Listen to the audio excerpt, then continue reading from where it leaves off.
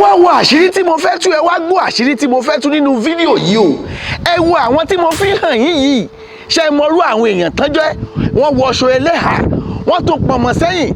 Mo fẹ́ fi dá yín lójú wípé àwọn tẹ́ ń wò yìí, àwọn Boko Haram, àwọn agbénipa ni wọ́n. Ẹ wò wọ́n lórí ọ̀kadà bí wọ́n ṣe pọnmọ. Èyí tó wá jẹ́ pabambarì rẹ̀ ni wípé ọkùnrin ni wọ́n o. Wọ́n wá múra bí obìnrin láàrin àwùjọ. Wọ́n wá ṣàlàmí láàrin ìlú. Wọ́n wà lọ́yọ̀ọ́, wọ́n wà lóǹdó, wọ́n wà lẹ́kìtì. Kò síbi tí wọn ò sí ilẹ̀ Yorùbá.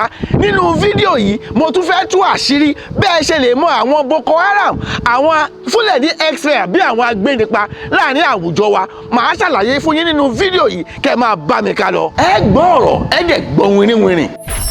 From Yoruba setup, and we are under some passage. All those motor that is coming for the Canon, we stop them. We discover one Fulani inside. These are the things we see in his hand. AK-47 bullet and army uniform. And the army uniform. So all these things, who get that? Who get that? Your brother? My small papa name is Soja from Mali. Okay, your sister? My small papa. Your sister papa? My small papa. Okay, your small papa. I name is Soja from Mali. Then give me this one. Okay, now if I can give you. Now if I can give you. This one, you don't like this one again. Huh? You don't like this one again, you don't give me. He can't give you. All these AK-47 bullets to come. All these bullets. Oh my God, oh my God. All these things come. Wait, come on there. All these things to come. No, this one, all those Hausancha. Hausancha. Hausancha. Hausa? Hausa, let's say that for you. Let's say this one for you. Where the other red bullet when they don't shoot finish? I don't know, like. Huh? I don't know. I don't say you don't know. Not be your head for see. No, not me get up. Who can get up? In the house, many Buhari we better than the first. Hausa? Mo kí gbogbo ojú tó ń wò wá jákèjádò orílẹ̀-èdè àgbáyé. A dẹ̀ kú gbogbo rògbòdìyàn tó ń ṣẹlẹ̀ ní Nàìjíríà nílẹ̀ Yorùbá. Ṣùgbọ́n lénìí àwọn ọ̀rọ̀ tá wá bára wa sọ ni wípé bá a ṣe lè dáàbò bo ara wa nílẹ̀ Yorùbá nítorí pé a mọ̀ wípé ìjọba Nàìjíríà wọn ṣetán láti dáàbò bò wá. A dẹ̀ kí gbogbo ẹbí Mr. Wolabi tí àwọn agbénipa àti Rachel tí wọ́n gbé pa ní ọ̀sẹ̀ tá a wà yìí. A dúpẹ́ o wípé Ọlọ́run ọba ò ní jẹ́ ká tún rírú ẹ̀ mọ́ nílẹ̀ Yorùbá. A dẹ̀ kí ẹbí Mr. Olúgbénga Owólabí àti omidan Rachel wípé wọ́n kó ara fẹ́ra kù. Ọlọ́run ọba ò ní jẹ́ ká rírú ẹ̀ mọ́. Ṣùgbọ́n in tí mo mú wá fún yín lónìí ni pé ojú gan ni alákàn fi ń ṣọ́rí, òun ni àwọn Yorùbá sọ. Ṣé rí fídíò kan tí mo gbé hàn yín lójú amóhùnmáwòrán báyìí? Àwọn tí mò ń fi hàn yín yìí òun làwọn Fúlàní agbénipa. A lè pè wọ́n ní àwọn bandit. A lè pè wọ́n ní Boko Haram. Fídíò tí mo fi hàn yín tẹ́ ń wò picture yìí, mo fẹ́ fi dá yín lójú wípé àwọn ọkùnrin ni wọ́n múra bíi àwọn ẹlẹ́hà obìnrin báwọn mùsùlùmí ṣe máa ń múra. Wọ́n wá pọnmọ sẹ́yìn láti wá ṣe alamí nínú ìlú nílẹ̀ Yorùbá. Àwọn tí mo fi hàn yín yìí ló wá ṣe alamí bọ́n ṣe máa ń wá tán máa ń disguise wá láàrin àdúgbò nìyẹn. Ṣùgbọ́n àwa ọmọ Yorùbá àìbìkítà ló ń pa most of us wa. A kì í bìkítà, a kì í fura. Yorùbá sì bọ̀ ó ní ìfura lóògùn àgbà. Ẹ wo àwọn tí mo fi hàn yín yìí, ẹ wò wọ́n bọ́n ṣe múra, ẹ wò wọ́n bọ́n ṣe múra. Ọkùnrin ni wọ́n o, ẹ wò wọ́n bọ́n ṣe múra bí obìnrin tó tún pọnmọ sẹ́yìn láti wá ṣalamí ládùúgbò. Bẹ́ẹ̀ lọ́n wà káàkiri, lọ́n wà l'Ọ́yọ́ state, wọ́n wà l'Abẹ́òkúta, wọ́n wà l'Ékìtì, wọ́n wà ní gbogbo ìgbèríko tó ṣe wá ń ṣalamí wọn nìyẹn. Mo fẹ́ kí gbogbo ọmọ Yorùbá ká ní ìfura nínú àdúgbò tá a bá wà. Gbogbo àwọn Haúsá Fúlàní tí wọ́n ń ta súyà, àwọn tí wọ́n ń ta sìgá, àwọn tí wọ́n ń ta tó ń ta omi fáwọn èèyàn ládùúgbò, gbogbo wọn pátápátá mo fẹ́ kẹ́ ẹ fura sí. nítorí pé àwọn Haúsá Fúlàní wọn kì í dára wọn àwọn yìí ló fún wọn ní information. Gbogbo àwọn tí wọ́n ń ta sìgá tí wọ́n ń ta súwìtì ládùúgbò tí wọ́n ń ta súyà àwọn náà ń fún wọn ní information tí wọ́n fi ń wá attack. Gbogbo àwọn tẹ̀rò pé tẹ́tijọ́ pẹ́ láàrin ìlú tẹ̀rò pé àwọn ti wà láàrin wa ti pẹ́ àwọn ló fún wọn ní information time tí wọ́n máa wá ìgbà tí wọ́n máa wá wọ́n ti mọ àsìkò tó kọ́ wọ́n ti bá wa jẹ wọ́n ti bá wa mu.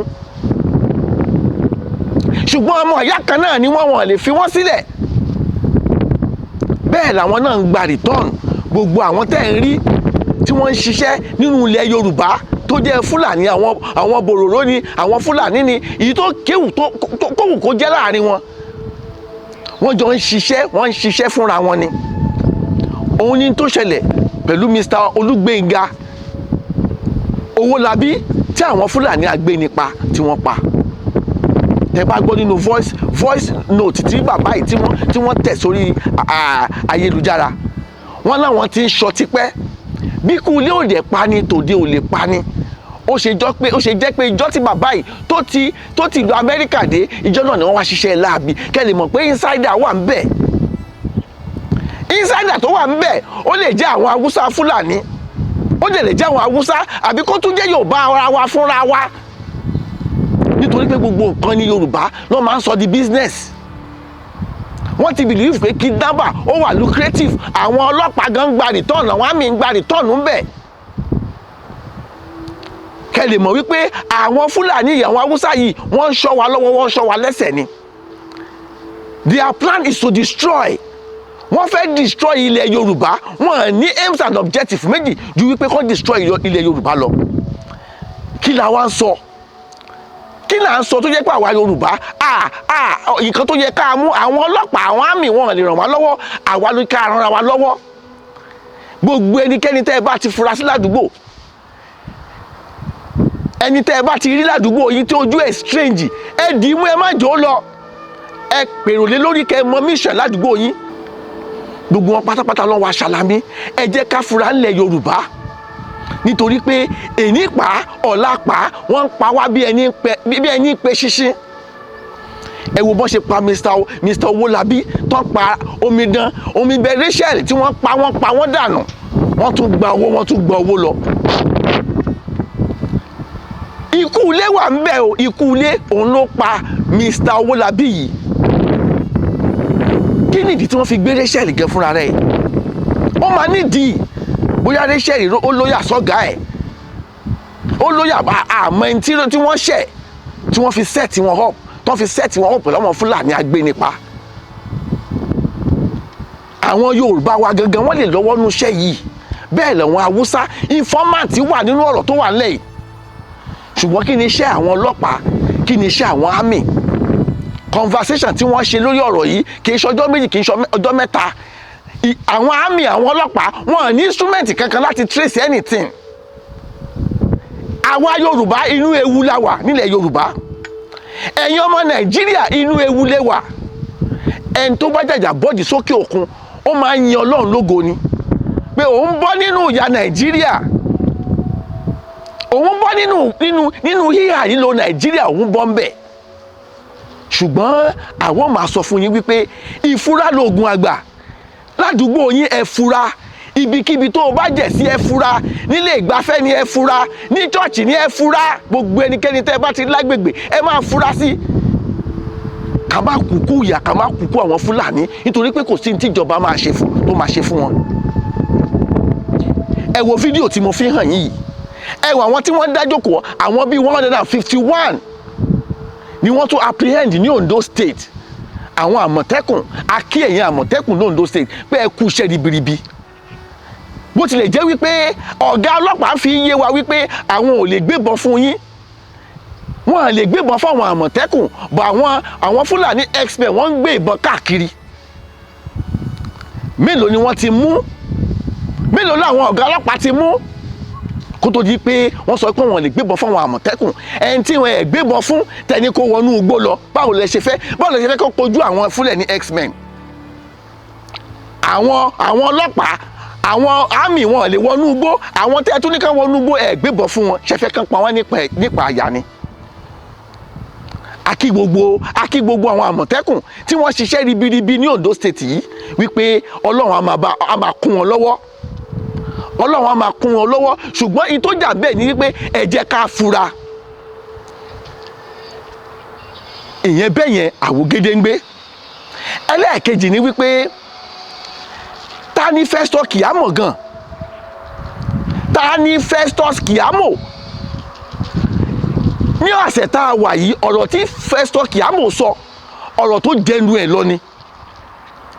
Ó dẹ̀ pera ẹ ní SAN, lọ́ọ̀yà ló pera ẹ. Arákùnrin Festus Keyamo yìí, ọ̀rọ̀ tó sọ ó jẹnu ẹ lọ. Ṣebí wọ́n ń gba owó oṣù? Ṣebí ìjọba ló ń ṣiṣẹ́ fún? Kí Festus Keyamo máa sọ nínú ẹnu ẹ̀ wípé àwọn ò lè yáwó láti sanwó owó àwọn ASUU. Ọ̀rọ̀ tó sọ ó jẹnu ẹ lọ.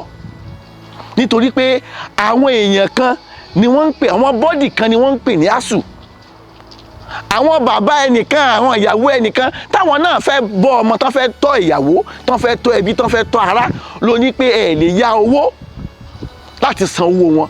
Ṣùgbọ́n ẹ lè fi 1.5 billion láti ra mọ́tò fún àwọn Niger Republic. $1 million ẹ lè yá Afghanistan. Ṣùgbọ́n nínú ìlú yín ń bàjẹ́, ẹ dẹ̀ rí nǹkan kan ṣe sí. O tún wá yangàn, o tún sọ wípé ẹ lè yáwó káwọn ASUU padà sẹ́nu iṣẹ́, kó padà sí ẹlẹ́nu fọ́rọ̀ tó sọ yẹn. Nítorí ẹ ti wá sọ gbogbo èèyàn dídìdìrìn pé kò sí nǹkan tẹ́ ẹ lè fẹnu yín sọ. Ṣùgbọ́n àwọn máa sọ fún yín wípé àwa ọmọ Yorùbá a máa ṣetán, a dẹ̀ ti ṣetán láti kúrò nínú Nàìjíríà. A ti ṣetán láti kúrò nínú Nàìjíríà. Ẹ fẹ́ sanwó àwọn ASUU, ẹ fẹ́ yáwó láti sanwó àwọn ASUU, ṣùgbọ́n ẹ lè yá Afghanistan ní $1 million. 1.5 billion ẹ lè fi ra mọ́tò fún Niger Republic fún security tiwọn. Ìlú tí yín sì ń bàjẹ́, ó dẹ̀ ń dojúrú. Ẹ wá lẹ fẹ́ continue. Ẹ̀yin APC lẹ fẹ́ continue láti máa ṣèjọba lọ. It never work like that. Kò lè ṣiṣẹ́ bẹ́ẹ̀. Kò lè ṣiṣẹ́ bẹ́ẹ̀. Àní gbà fún yín. Nítorí pé lẹ́nu bí ànásì jẹta làwọn Channel TV ni wọ́n invite Festus Keyamo yìí tó ń fẹnu ẹ̀ sọ rádaràda, tó ń fẹnu ẹ̀ sọ rédèrèdè wípé àwọn máa continue iṣẹ́ tí Muhammadu Buhari tó ṣe kù, àwọn máa continue ẹ̀ ni.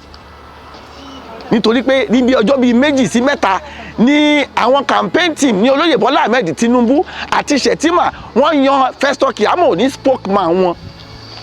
Ẹ wá gbọ́n tí spokesman Festus Keyamo ẹgbọ́n tó sọ rádaràda lẹ́nu wípé àwọn máa continue ntí olóyè Muhammadu Buhari ibi tó bá dé làwọn ti máa continue. Ṣé foundation rere ni Muhammadu Buhari lè nílẹ̀ Yorùbá ní Nàìjíríà ni? Tẹ́ bá ń fi yẹn campaign ẹ ti lose. Tí Keyamo bá ń fi Muhammadu Buhari campaign fọmọ Nàìjíríà, wọ́n ti lose. Nítorí pé à ń fi yé yín pé ìjọba yín ìjọba òkùnkùn ni, satanic government pátá ni. Ṣé mo yé èèyàn tẹ́ ẹ ti pa láàrin ọdún 7? Ṣé mo yé àwọn èèyàn tí wọ́n ti gbẹ̀mí mì láàrin ọdún bíi 7 lórí ọ̀rọ̀ insecurity? Ó wá ń sọ kátàkátà lórí Channel TV, ọ̀rọ̀ tó ń bí èèyàn nínú, tó ń bani lọ́kàn jẹ́ ni wọ́n fi ń ṣeré. Àwọn tí wọ́n ní bẹ̀rù Ọlọ́run ló wà nínú ìjọba Nàìjíríà. Wọ́n á dẹ̀ lọ́wọ́ Kristẹni ni wọ́n láwọn Mùsùlùmí ni wọ́n á gbóríkọ lórí bíi háràhárà. Àwọn tí wọ́n lẹ́sìn tán ní bẹ̀rù Ọlọ́run. Ẹ ní bẹ̀rù Ọlọ́run, tẹ́ bá ní bẹ̀rù Ọlọ́run ẹ ní máa sọ̀rọ̀, ó yẹ kójú máa gbà yín tì ni. Ìmí wà ní tó yẹ kán pè fún interview tí kò yẹ kó wá kójú máa tì. Ṣùgbọ́n ẹ ní bẹ̀rù Ọlọ́run, ẹ ní tìjú. Festus Keyamo ò ní tìjú, ò ní bẹ̀rù Ọlọ́run. Ó dẹ̀ pé ẹ ní SAN. Ó wá sọ rádaràda lẹ́nu pé ẹ lè lọ yáwó, ṣùgbọ́n ẹ lè fi owó òbítíbitì owó 1.5 billion lè fi ra mọ́tò fún àwọn Niger Republic. Àdúpẹ́ lọ́dọ̀ Ọlọ́run wípé àwọn àṣírí kan ti ń tú tá a sì mọ̀, tá a sì ń gbọ́. Lára àwọn Nollywood actor Nàìjíríà tó jẹ́ ti Yorùbá tá à ń pariwo, àwọn kọ̀ọ̀kan wà nù wọn tó yẹ pé wọ́n ń ṣe Yorùbá nation lábẹ́nú. Ọlọ́run ọba tí mi ò gbàgbọ́ kó lè wà nù wọn. Ṣùgbọ́n in tó ń ṣẹlẹ̀ ní Nàìjíríà, nínú òṣèlú Nàìjíríà kò dùn mọ́ wọn nínú, ṣùgbọ́n àwọn míì nínú wọn wọ́n ṣe Yorùbá nation tí wọ́n dẹ̀ ń ṣe tọkàntọkàn. Irú wọn ni Abdulrazak Adéwálé tí wọ́n ń pè ní Ṣòkòtì alágbẹ̀dẹ ọ̀run, ara àwọn tó ń ṣe Yorùbá nation tọkàntọkàn ni. Nínú àwọn Nollywood Yorùbá yìí wọ́n dẹ̀ mọ́ra wọn.